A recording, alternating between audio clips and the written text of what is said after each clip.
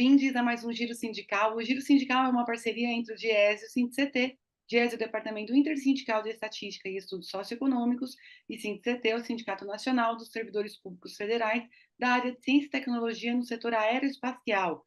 Este programa vai falar sobre greve. A gente vai falar um pouco dos conceitos, mas também do que acontece no Brasil. E também não vamos deixar de repercutir a greve que aconteceu no último 3 de outubro em São Paulo, que envolveu os setores públicos contra a privatização. Quem vai nos ajudar a compreender tudo isso é o sociólogo Rodrigo Linhares, ele que é responsável pelo Sistema de Acompanhamento de Greves, o DIESE. Rodrigo, bem-vindo ao Giro Sindical. Oi, Renata. Oi, todo mundo. É um prazer grande estar aqui com vocês. Vamos começar do comecinho. Rodrigo, o que é uma greve? E quando elas nasceram? A partir de quando começou-se a fazer greves no Brasil e no mundo? Toda vez em que uma sociedade alcança um nível de diferenciação social em que tem, de um lado, uma burocracia ou uma teocracia dirigente, e de outro lado, trabalhadores servos ou escravos.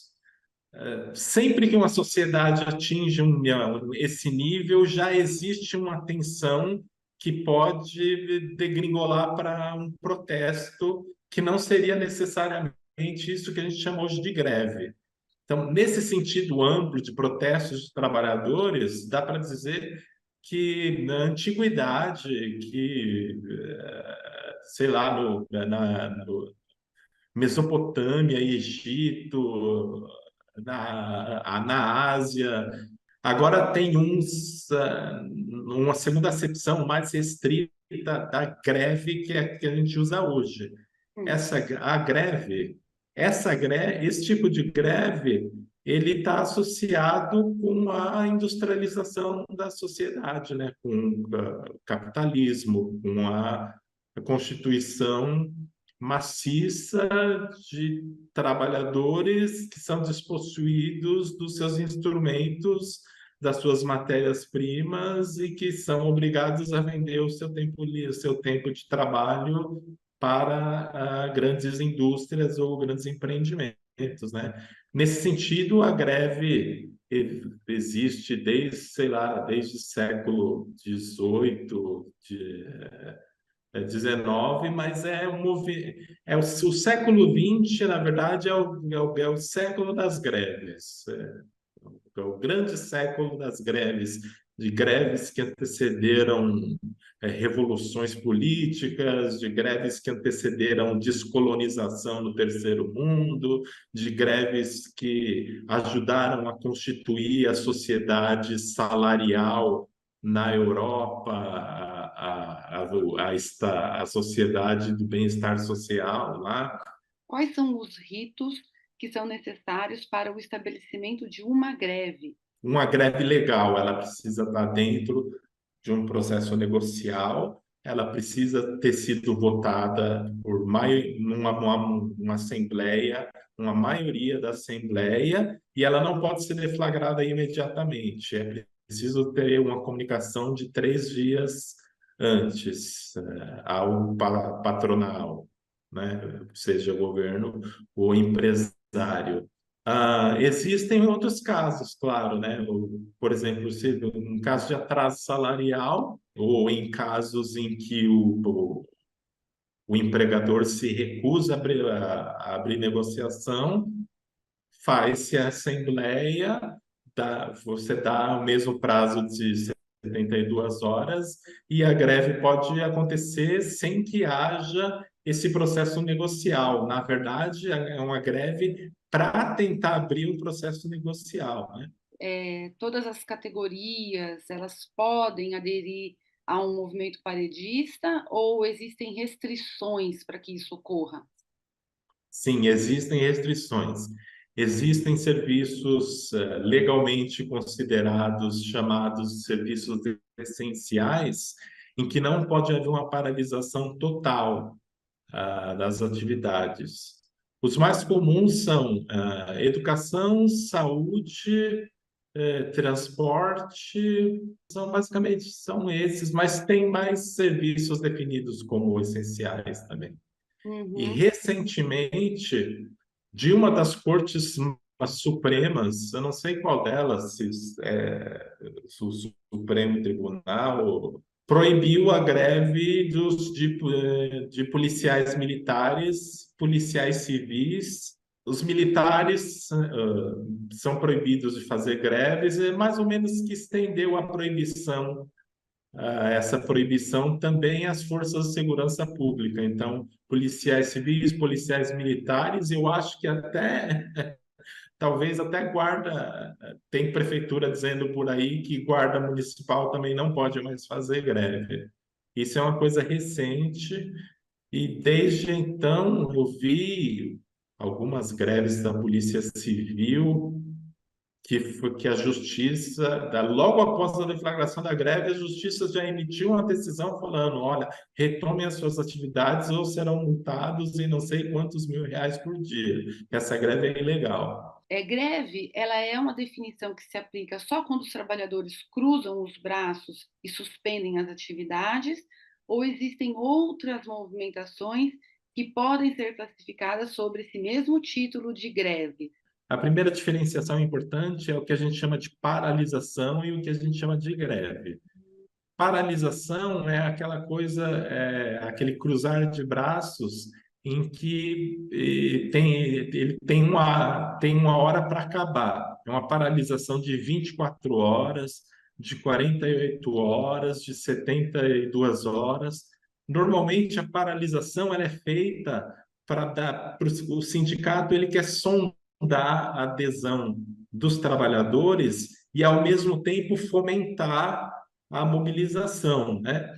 E de outro lado, a gente tem a paralisação e temos também a greve por tempo indeterminado, que é aquela greve que, uma vez começada, ela só vai ser terminada quando as negociações forem abertas ou parte da nossa pauta atendida, que é aquela coisa do vamos para o pau, né? Às vezes a greve não é simplesmente parar a produção. Tem um tipo de greve que é raro de acontecer, mas acontece, em que os trabalhadores, se eles têm a compreensão do processo total de produção, então eles desincronizam aquilo. Alguns setores deixam de trabalhar e outros setores trabalham muito mais do que costumavam trabalhar antes para produzir dentro da empresa uma espécie de caos na linha de produção. Operações padrão. Operação padrão, ela acontece em um contexto muito específico. Trabalhadores, em geral, por lei, têm sua função definida, em acordos, em convenções, em legislação. Quando esses trabalhadores, eles, além de desempenharem essa função, por conta da falta de contratações, da necessidade de alcançar os seus objetivos. Quando esses trabalhadores eles têm de fazer mais funções além daquelas que eles são obrigados a fazer, existe um tipo de protesto que é esse, que, olha, operação padrão, a gente só vai fazer aquilo que nós somos obrigados legalmente a fazer, e nós vamos fazer isso com perícia, com cuidado. Assim, nós vamos checar os documentos, não de qualquer jeito, mas linha por linha, e se sair da minha alçada, ou da minha calçada, como diria um comediante, né? Se fora disso, eu não faço nada. Agora que os policiais são proibidos de fazer greves, eu imagino que vai começar a acontecer as mulheres de policiais militares e policiais civis vão começar a fazer protestos e piquetes diante de secretarias de segurança pública ou de delegacias também, que é uma outra estratégia de você foge da proibição legal a greve, mas a sua esposa, a sua família, os seus filhos estão ali de frente protestando e impedindo a sua saída para o trabalho. Então, com isso, nós vamos encerrar o nosso primeiro bloco e nós voltamos já já.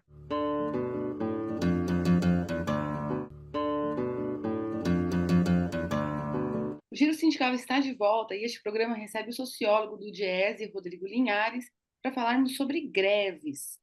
Rodrigo, você é responsável pelo Sistema de Acompanhamento de Greves no DIEESE, o SAG, que faz um acompanhamento mensal das greves no país. Queria perguntar para você, desde quando o DIEESE faz esse acompanhamento? A origem do Diese mesmo tá muito próxima dos movimentos grevistas da década de 50. A década de 50 foi uma década de muita mobilização sindical, de muitas greves, e daí saiu o pacto intersindical, que mais tarde vai dar origem ao Diese. Então, a gente pode dizer que a greve está na origem do Diese, e que desde então sempre houve uma preocupação de fazer um registro desses movimentos, né?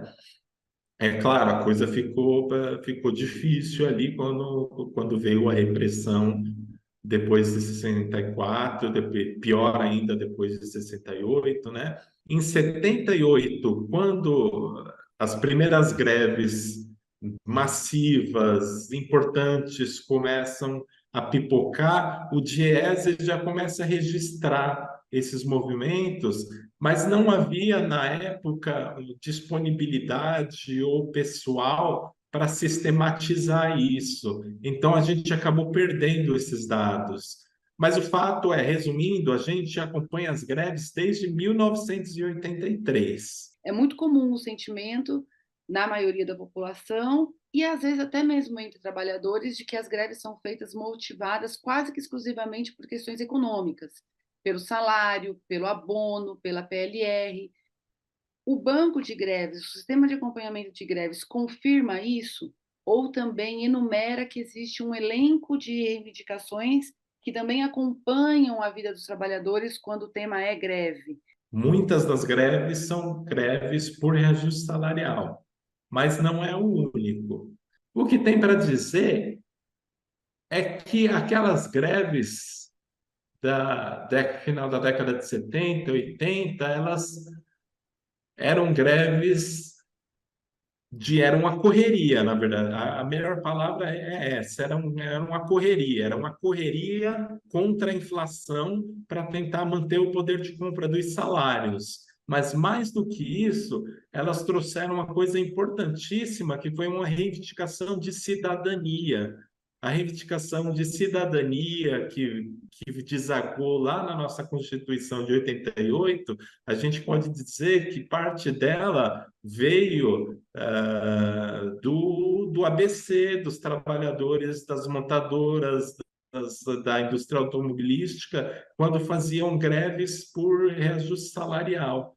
Essas greves desses últimos 10, 11 anos trouxeram para a pauta itens de melhoria das condições de trabalho, contratação de mais funcionários, melhoria no serviço prestado. Isso nós achávamos, na época, isso era fabuloso para pensar que esse tipo de coisa estava entrando na mesa de negociação, era quase que inédito. Recentemente, esses últimos 10 anos, eu ainda não consegui processar o que aconteceu. Dá para perceber que existem, que ao longo do tempo as greves elas vão mudando as suas características. Hoje, por exemplo, existe, infelizmente, um número imenso de greves contra o atraso no pagamento de salários. E essas greves, elas estão diretamente ligadas aos processos de terceirização, de privatização e de precarização no mundo do trabalho em geral, né? Eu, pessoalmente, eu tenho a impressão, durante a pandemia, enquanto nós estávamos contando os nossos mortos e nós estávamos aturdidos, houve deliberadamente uma ação por parte de diversos governos e de diversas empresas, como diria o nosso antigo ministro Salles, de fazer a boiada passar, assim, de intensificação de terceirizações e de privatizações, e esse processo ele continua, ele está rolando até hoje. Não tem um exemplo melhor disso do que a greve dos Correios de 2020, em que a empresa eu não me lembro precisamente o número, mas a empresa propunha eliminar 70 cláusulas, talvez, do acordo coletivo da categoria, e a justiça aceitou quase que inteiramente isso, e eles tiveram um acordo coletivo deles destroçado. É uma greve exemplar desse novo tempo em que nós estamos vivendo agora, e que exige desses trabalhadores discussões, atuação para mobilização e para construir um consenso antiprivatista e antiprecarizante. Queria que você também ajudasse a gente a apontar se você percebe alguma diferenciação entre a natureza das greves nos setores públicos e privado. No serviço público, ou os gestores, na verdade, eles criaram duas categorias de trabalhadores, que são os estatutários, que gozam de uma legislação que os protege, e os seletistas precarizados, que também em tese, gozam de uma legislação que os protege, mas que de fato isso não funciona. Funciona é desse jeito. Ó, uma prefeitura, ela tem enfermeiros estatutários contratados por concurso público, e mais também contrata enfermeiros através de organizações sociais e coloca lá no posto de saúde. No fim do mês, quando passa a régua lá e são discutidas as prioridades, a prefeitura ela é obrigada a pagar os estatutários, e aqui, quando está no negativo, isso é transferido imediatamente para os seletistas, ou seja, o trabalhador de enfermagem concursado recebe o seu salário, e o trabalhador de enfermagem contratado pela OS, às vezes fica 2 ou 3 meses sem receber salário, porque a lei das terceirizações ela é tão mal feita que parece que existe, inclusive, o objetivo de fomentar a corrupção e esse tipo de golpe de empresas que fazem licitações que conseguem contratos através de valores irrealistas,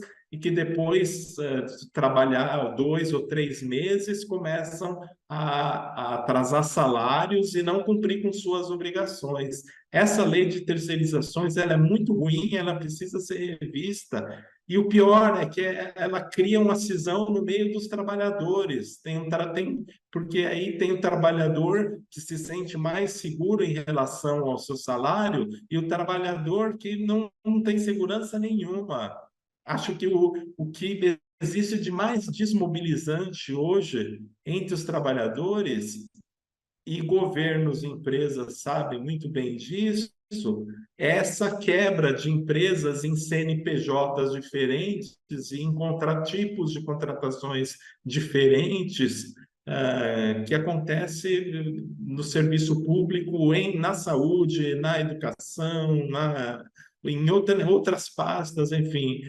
Então, sim, existem diferenças entre trabalhadores da esfera privada e trabalhadores da esfera pública, mas considerando que hoje os trabalhadores da esfera privada são principalmente, as greves na esfera privada são principalmente greves de trabalhadores terceirizados. A greve ela se tornou uma espécie de arma dos fragilizados.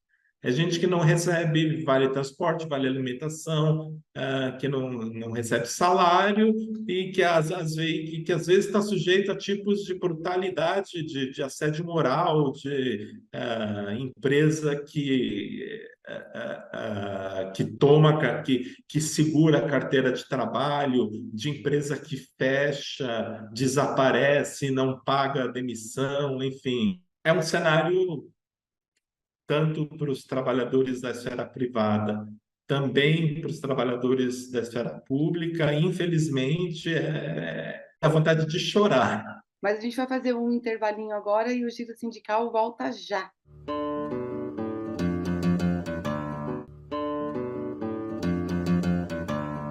O Giro Sindical está de volta e este programa recebe o sociólogo Rodrigo Linhares e a gente segue aqui uma conversa sobre greves. E a gente não poderia deixar de mencionar a última greve ocorrida no último dia 3 de outubro, no estado de São Paulo, quando tivemos a paralisação do metrô, da CPTM, da Companhia Paulista de Trens Metropolitanos, e da Companhia de Água do Estado, a Sabesp.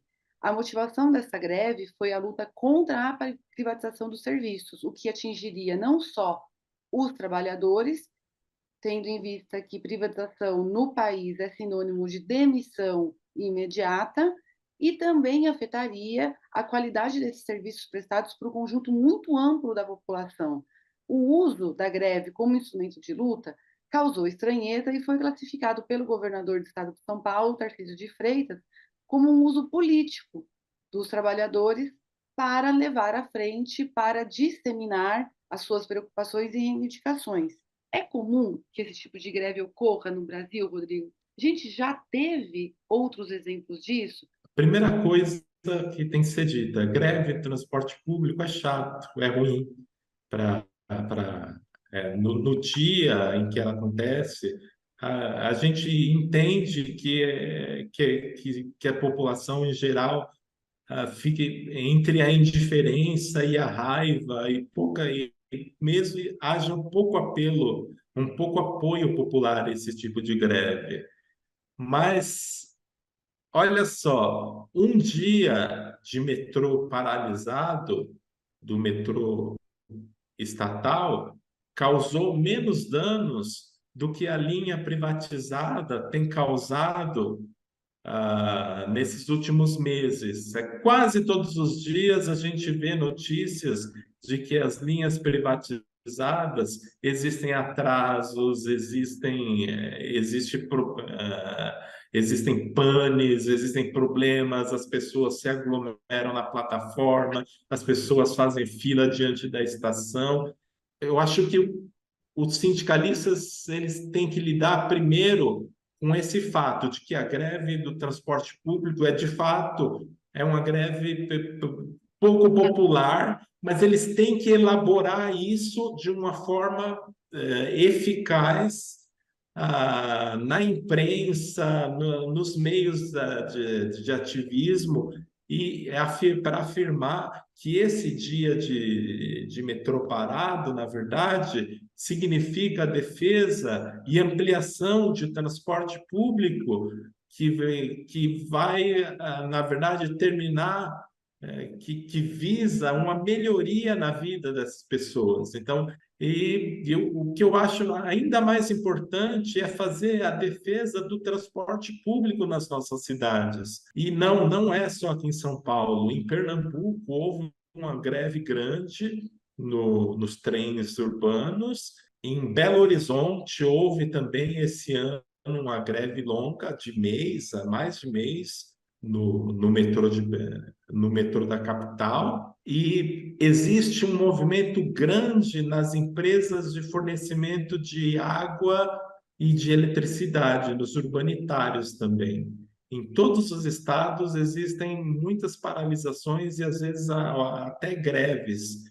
Por quê? Porque essas empresas elas estão sob a ameaça de privatização. E o que acontece quando existe um projeto de privatização, além daquilo que a gente imagina no depois, como queda na qualidade de prestação de serviço e demissão?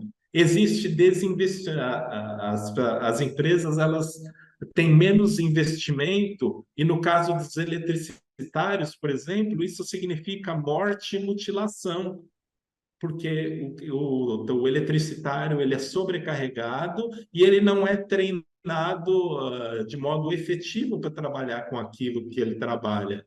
Então, privatização nesse sentido, a gente poderia formular claramente, privatização mata. Eventualmente, esses números eles são, inclusive, escondidos ou maquiados pelas empresas, né? Os trabalhadores das estatais se preocupam com a privatização, isso é muito pouco.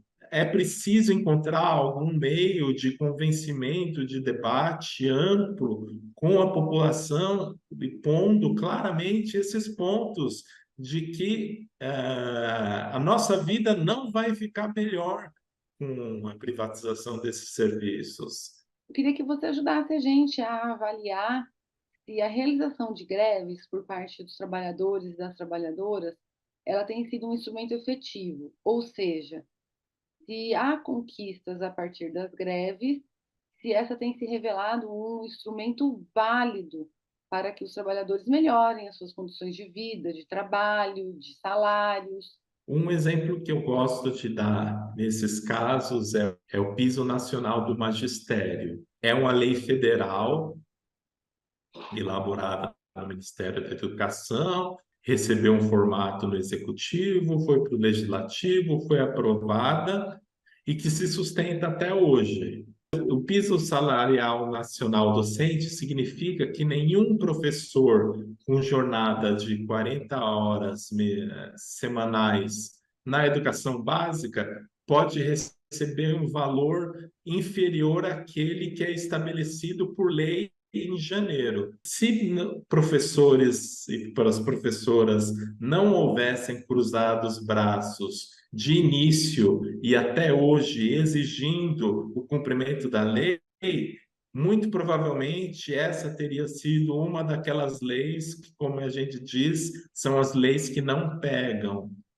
Então, as greves na educação foram importantíssimas e sustentaram e continuam sustentando o reajuste anual e o pagamento do piso, ainda que organizações como a Confederação Nacional dos Municípios, a organização corporativa dos prefeitos, diga que o piso é inconstitucional, é ilegal, e também digam prefeitos não paguem o piso, as greves obrigam o pagamento desse valor que está amparado em lei. E eu gostaria de agradecer, Rodrigo, mais uma vez por ter aceitado o nosso convite. Muito obrigada aí pelo seu trabalho. Obrigada por aceitar nosso convite mais uma vez. E ficamos por aqui. O prazer foi todo meu. Agora eu só espero escrever o balanço de greves desse ano para poder voltar na nossa conversa aqui falando sobre como foi 2023. Vai ser bom. Seguimos. Tchau, tchau. Tchau, Renata. Tchau, tchau a todos.